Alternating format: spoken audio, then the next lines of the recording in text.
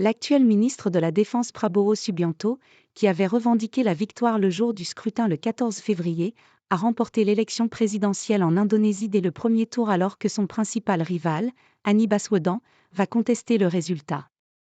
L'ancien général âgé de 72 ans, qui caracolait en tête des sondages depuis des mois, l'a emporté avec une confortable majorité de 58,6% des suffrages face aux deux autres candidats Anies Baswedan, 24,9%, ex-gouverneur de Jakarta, et Ganjar Pranowo, 16%, ancien gouverneur de Java Centre. Nous remercions Dieu Tout-Puissant pour l'annonce officielle, par la commission électorale, des résultats des élections dans ce vaste pays à majorité musulmane, a déclaré le vainqueur dans sa première réaction après l'officialisation de son succès. Nous souhaitons exprimer notre gratitude et notre plus haute estime à tous les citoyens indonésiens qui ont exercé leur droit de vote, a-t-il ajouté. Au total, 96 millions d'électeurs se sont prononcés en faveur du ministre de la Défense, contre 41 millions à son plus proche rival Anies Baswedan, a annoncé Hasyim Asy, président de la commission électorale. Plus de 164 millions d'Indonésiens se sont rendus aux urnes sur 204 millions d'inscrits, soit un taux de participation d'environ 80%, contre près de 82% en 2019.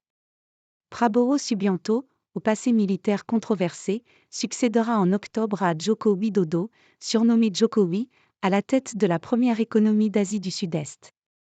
Il aura pour vice-président Gibran Rakabuming Raka, fils du président sortant. Dès le soir du vote le 14 février, Prabowo Subianto, qui se présentait pour la troisième fois à la présidence après ses échecs de 2014 et 2019, avait revendiqué une « victoire pour tous les Indonésiens » sur la base des premières projections. L'ex-militaire devenu homme d'affaires a largement bénéficié de la présence à ses côtés de Gibran Rakabuming Raka, fils aîné de Jokowi.